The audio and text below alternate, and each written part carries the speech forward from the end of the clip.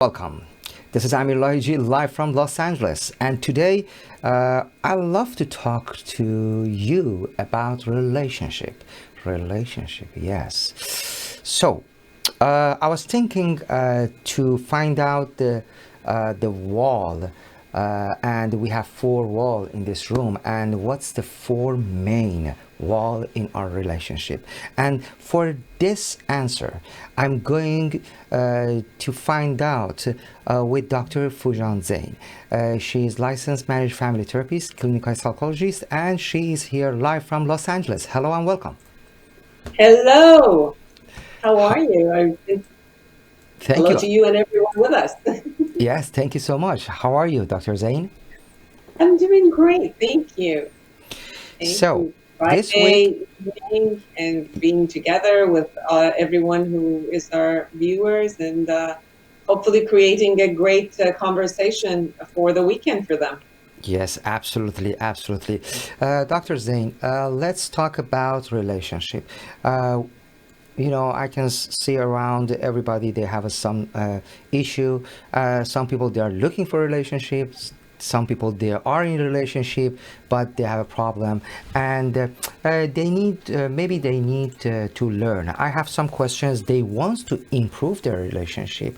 They have some issue. They have problem. They broke up. They want to come back, but there is a lack of trust and lots of things. My first question. Imagine is not John Lennon music. I'm talking about the Imagine. Just imagine four wall in our room and we have a roof. So what's the four wall for relationship? To have a that roof, it's love. Uh, One of the walls are definitely safety, to feel safe and secure with someone. Safety and And secure. Okay. yeah, safety and security means that I know that I can be myself with you and you're not going to judge me. And if you have if there are things that you don't like about me that you can tell me, but you're not judging me. You might be judging some of the behaviors that I'm doing and you don't like it, but that in your eyes, I'm okay. Mm-hmm. And that creates safety. Also, the ability for me to tell you how I feel and that you can be with me, contain my emotions, have compassion for me. So that creates safety and security. First of all. First. Second wall. Second, trust. Trust. Trust gets created by coming to some agreements, and in that agreements, creating a consistency that we uphold those agreements. Mm-hmm. Therefore, I can trust you. So if we come together and say we're going to have a monogamous relationship, if we're going to say, we like our relationship to be in this format, whether we see each other 3 days a week, or we're going to live together, or we're going to join in a physical space, or a marriage, or whatever the guidelines are that we need from each other, and we both agree to it, and then we consistently create it, then we create trust in that matter. Mm-hmm. And third wall. The third one is commitment. I am committed to you in this relationship, and all the expectation that we create together. We create some things that are agreed. If they're consistent, I create the trust. But it takes my commitment in order to be continuous with it. Because things happen all day, whether internally I might have fears, I might have different types of emotions, motivations, intentions, and all of that. But because I've committed to you to be in this parameter together, then no matter how I feel or what's going to happen, I keep coming back to my commitment to you because I promised. Mm-hmm. So I promised, and I'm going to keep my promise Mm-hmm. because I said so, right? Right. So if I keep my promise, then the trust gets created. So together they go hand in hand in a sense. And the fourth wall. A sense of responsibility and accountability to myself, to my thoughts, You to you my jo- you mix it together, accountability and responsibility together, right? or could be Yeah, separate. Okay, because it we have could. four walls, we don't have six Right. walls. But Right. So I brought safety and security and put them together, and I'm putting responsibility and accountability together. And amazing, beautiful. responsibility is up to me to be responsible about myself, about how I think, how I feel, how I behave. And accountability is when I say something for me to do what I said that I'm going to do and be accountable for it. And if I don't do it, and if I mess up, to come in and say, I apologize, I messed up. So, when I promise something, and the promise can be mine. The responsibility is, again, in a relationship, people come together and have an agreement. Mm-hmm. So that agreement, if I'm responsible for that agreement, I keep up that type of a responsibility. Uh, if I mess up, I come back and clean it up and go back into it. If I need to renegotiate it, I'll renegotiate it. So that's part of the accountability. Part of the responsibility is to also know that whatever I think about is my thought. I don't project it onto you. I Mm-hmm. don't assume things about you. I don't put my emotions on you, so that I can be responsible for who I am in my bubble, and then I'm responsible to ask, to do reality check about what your thoughts are, what your feelings are, what are your needs, what are your intentions. And that way I'm responsible for mine, and I'm responsible to check out for yours. So that would be the four walls. And then you said you had put the love on the ceiling. Okay. And let's talk about the roof. Still have a foundation, by the way, right? There is a foundation and there is a windows, door. Yeah. Okay, let's do it. Go with the foundation before talking about roof. Yeah. Well, I think the foundation of any type of a intimate relationship is, you put that on the top, but I would also, the foundation of a relationship, I would say, is self-care. Mm-hmm. That I would have to actually care for myself and Mm-hmm. know who I am and know what I need and know what my boundaries are, know what my intentions are. And the more that I take care of myself, I can also be there for you. Like, first is my foundation is that I'm solid here. And then I build the walls with you based on these agreements, and kind of like hold the love, into Mm-hmm. it, Mm-hmm. all of these agreements together. Because we could have responsibility, accountability, all of that with, at work and with other type of relationships. So there is a particular type of a love and attachment that shows up for the intimate relationship. But the four conversations the four walls, you could have that and the foundation in any type of relationship. Just that I think the essence of the love changes in the type of the relationships we have. So, with family members is a platonic love, and it's a familial love. With friends, is that type. With work is more like the love of humanity, in a sense of a citizen to another citizen. And then in an intimate relationship is that type of a sexual love that comes. It's love, attachment, and energy of sexuality that is all together. Beautiful, amazing as usual. So, Dr. Zane, there is windows, door, and maybe you want to talk about boundaries a little. Well, I think the boundaries are important when you look at, unfortunately, we each kind of like live in each other's bubble, and we don't know necessarily from day to day how we might be crossing. It's common that we cross boundaries with each other because we don't even know where the boundaries are. They're kind of like invisible until we get close or cross them. Then the person says, and then we're like, oh, okay, well, sorry, and then you come back. Um, so it's interesting that when we know, the foundation we talked about, if I know what my boundaries are, if I know how to take care of myself and I say it, then I'm expressing that and other people will know. My maid will know. These are my boundaries. Don't cross them. But sometimes we don't know clearly, or we assume that everybody should know, so we don't voice it, or we've never learned how to voice it. And then therefore our maid might cross it, And then we have to at one point say, don't cross that, you know. So what boundaries would be? Some of it are boundaries that cross thought processes. It's like, I know you're thinking this and that and that. It's like, no, you don't know what I'm thinking. And ask me and I'll let you know. So assumption is a crossing of a boundary. Or if someone crosses physical boundary, you know, they go and check in people's closets or purses or, you know, wallets or whatever it is, that they cross their phone, you know, Mind that's reading. crossing boundaries. Say that again? Mind reading.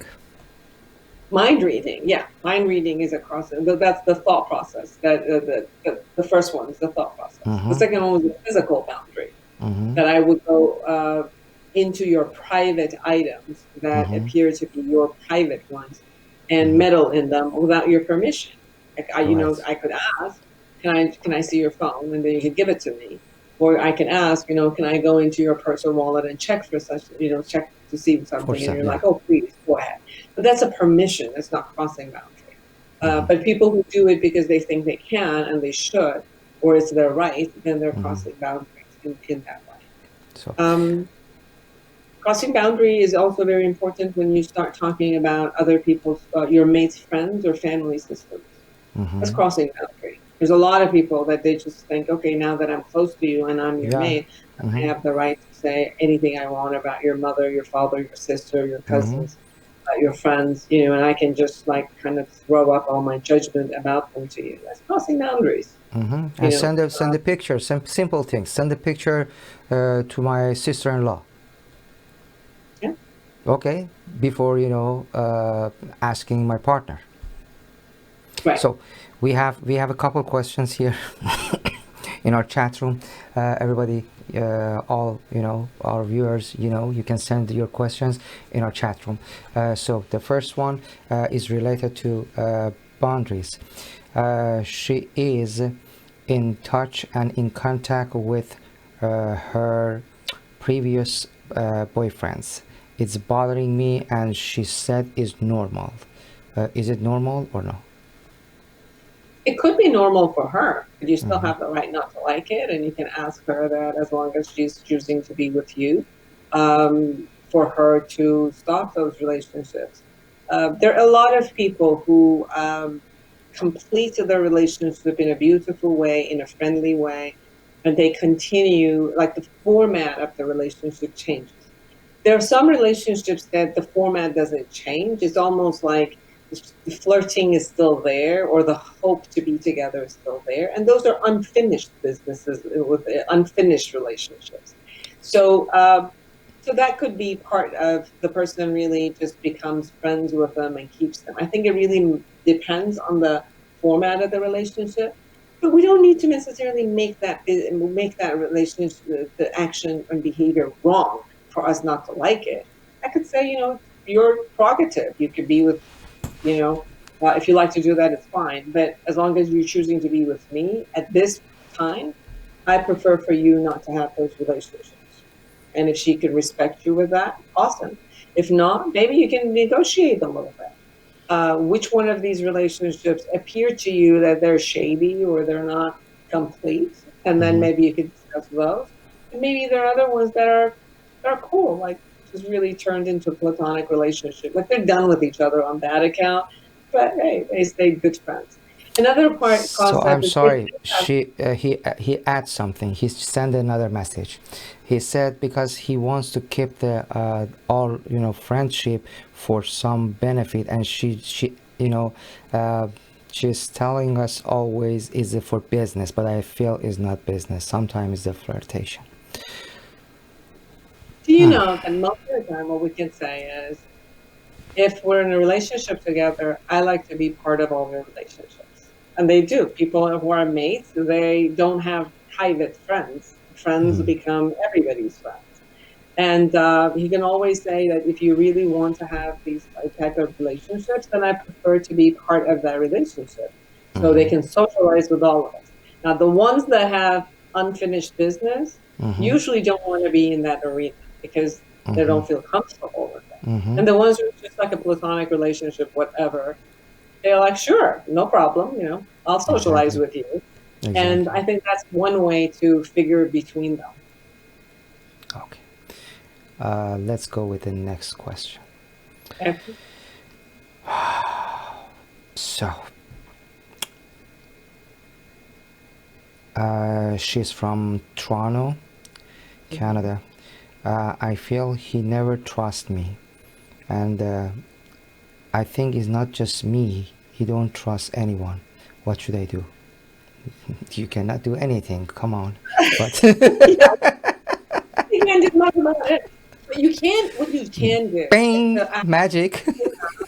right. Well, you can't, what you could do is to ask him Mhm, if there's anything particular that he has seen in you that has messed up his trust.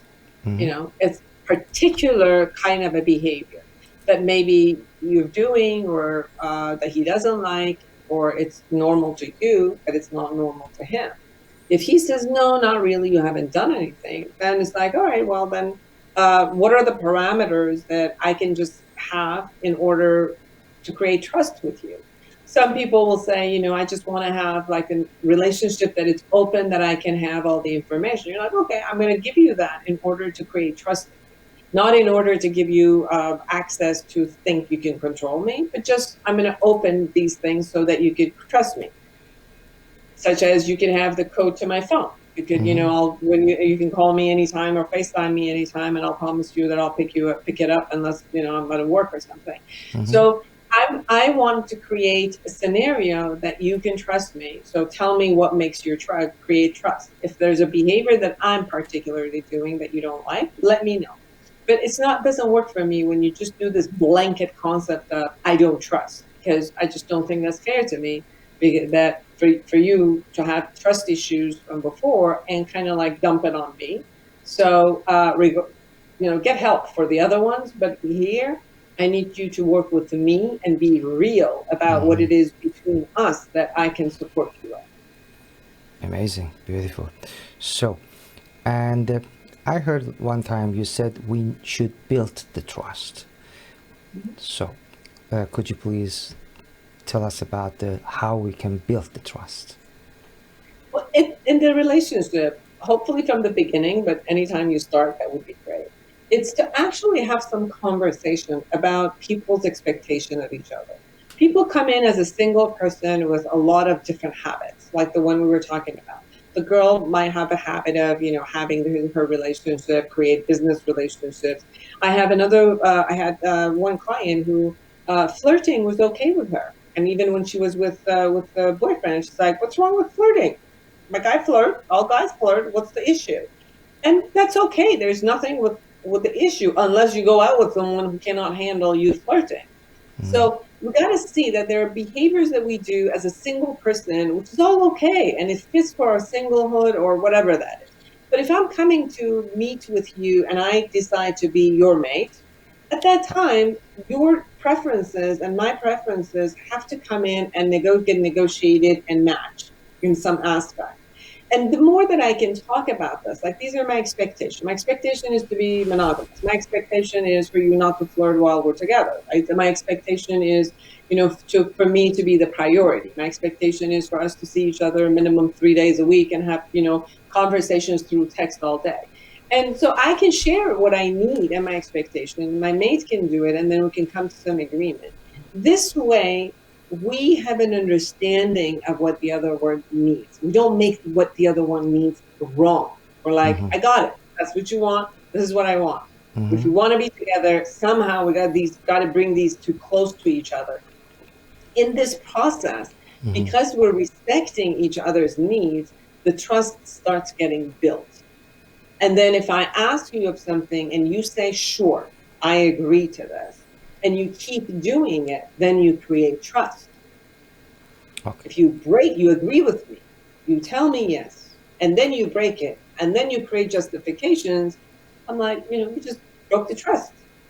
But if you agreed with me, you go and it doesn't work for you. You come back before you break the promise. You come back to me and say, guess what? Foojan, I did promise you this. We talked about this. At that moment, I thought I could pull it through. I'm sorry. I really thought about it and I can't. Let's renegotiate on this. that still builds trust because you didn't betray me. You didn't go back on your promise. Before you did that, you came back, clarified, and gave me the option of renegotiation. Renegotiation is very good. I like it. So, uh, I have a question about the breaking trust, but before that, we have a limited time. So, let's go with this question. Okay. I'm in a committed relationship, and my fiance. Is a long story. Okay. He's hiding everything about his past, and he don't like to talk about, his family and his past relationships. But I'm concerned and like to know what should I do. How can I ask him? I made it short. It's a long text. I can understand why we would want to know what the person has done in the past. Yeah, why not? Say that again? I said, why not? We should to know about, each other, about our past, about the family. There's some general information. Some people feel threatened by sharing because they've been judged before. Some people have shame a little bit about maybe family members or things they've done, and they actually judge themselves. So because they're judging themselves, they're definitely assuming you're going to be judging them. So they don't want to know. So obviously, if someone is really secretive, I would really want to know how come you're secretive. And I would just confront it, like, tell me why you're still so secretive about your past or about whatever. I'm not a fan, Amir, at all of people going through details of their relationship with a new partner. What's wrong with that? What's wrong with that? If it's I was married before, and someone coming to me and wants to know, whole the story, not the details. Okay, I was married for this time of 10 years, 15 years, something, and it started like this, and these things happen, and the end is this. It's a whole story, and if my partner, she wants to know why and what's happened. And if she has some questions, we can talk about that and finish it in the one, time. If she's coming back to me and ask again couple questions, definitely I'm okay with that. To let's sit and talk about your questions, make it clear. Is it anything wrong with this? I know you know me 10 years ago. I was thinking different, and now I'm thinking this way. I understand that the structure needs to be stated. I'm not okay. I don't suggest details of the relationship. First of all, I really think that most of the people, when they want to talk about their exes, they appear to say, I was great and she or he was bad. I don't know that many people who are really fair about this. So I think that it's important to say, yes, I was married for this long and it ended. And we could always say, these are the things that I learned from this relationship. These are the things that was a growth process for me in this relationship. And that's it. But to go into details, but I've had people and clients who go into details of their sexual experiences with the past partner.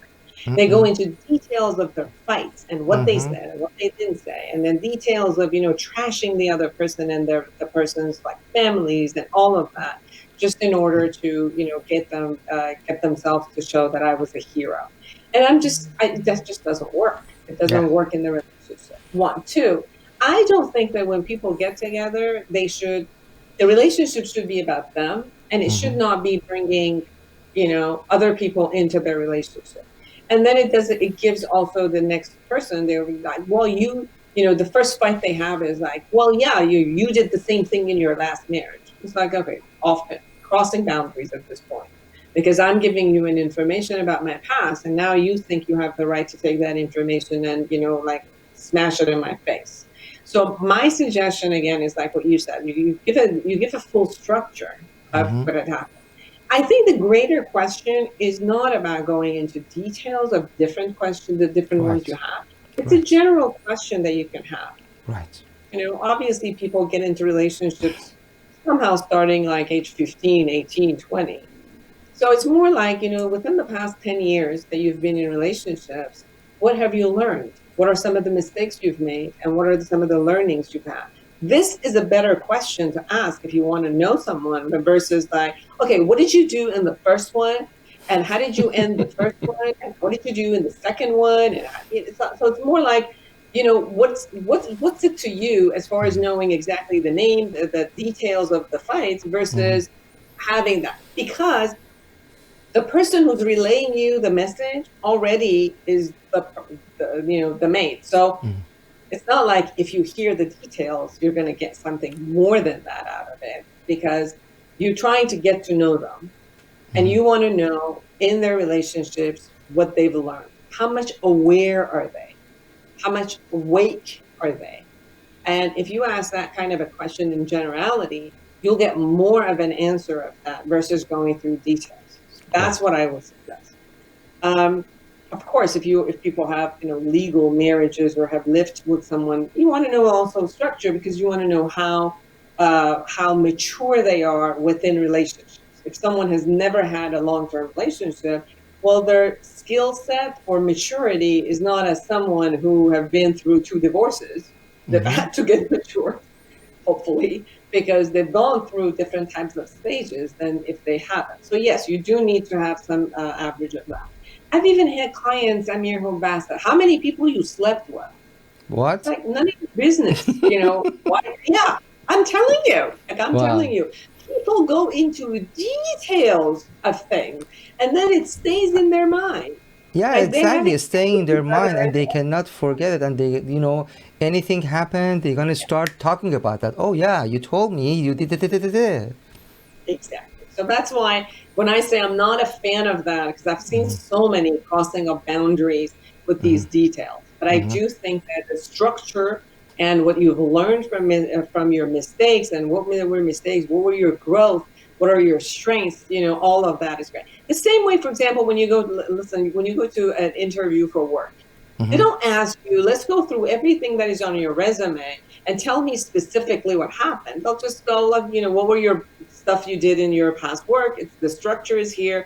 What are your strengths and what is it, your vulnerabilities or weaknesses that you need to work on? That's a resume, right? That's an interview skill that you do. Mm-hmm. Bring the same concept into your, like dating skills, which Mm-hmm. is, yes, you can ask something, but you can ask it in a general term to get to know them. Plus, then open your eyes and ears about how the person is on dating them, as you're going through the relationship themselves.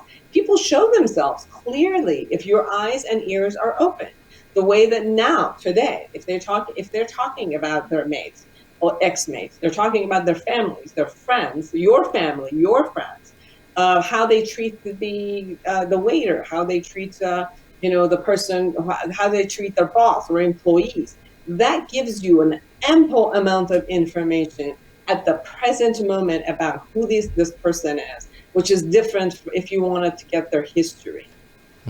But some people they are super professional to hide and they have lots of secrets and also they are I can say they're super professional in manipulate the other people's. Yeah. So, That also but comes that's out. that's a good point. You said open your eyes. I know our segment's supposed to be around 20 minutes, but now is 28. If we have time for 2 more minutes, uh, Really to, quick. Go for it. quick. So, uh, I really like talk about communication is very important and respect. Communication, the best thing you could do is to create a crisp and clear communication. I think we've had other programs and we should have programs because communication is a huge topic. But if Mm-hmm. we were talking about respect within a communication, I would suggest that never lose respect. There's no reason why would ever you would lose respect. Mm-hmm. Because the minute you lose respect in the communication ends. Boom. the connection ends, and because the other person at that moment, they have to go either to protect themselves or attack you. So the point, it gets lost. Now we're in a power struggle because we just lost respect. There The is person no, shuts down. yeah, there is no Right. authenticity. There is no empathy. Exactly. So the minute we're talking about respect is, I don't see any reason on a day or a minute that you would have to lose respect. So even if you're very, very angry, hurt, you want to show your anger, no problem. Show your anger, express your anger with respect. Never lose the wordings of the respect and taking them into an account that they're a human being that you hurt, but they're human beings. They're not objects, and that's where you lose respect for someone, when you look at them as an object and you look up to down and start attacking them. That's how you lose respect. Thank you so much. Appreciate for your time, Dr. Foojan Zeine. The best way to contact with you is www.foojan.com. I really appreciate. Thank you so much, and see you next time. Thank you. Bye-bye. Bye. Good. So, I hope all of you guys learn something, and me, same thing, and I really appreciate for you to stay with me for this interview. And please, if you want to share this video, you can go to our archive and send it to your friends. All these programs going to be archived on this evening. If you don't download our app, please download. If you're still watching from website, app is much easier. Go to your iOS or Android and download the app and share with your friends and family. And we have more music is coming. We have an interview with Tehran. He's a stand-up comedian, but we are going to find out more about him. Don't miss that interview. And also tech news, future tech, and products under $50 on Amazon. All these programs is coming, and stay tuned and don't go anywhere.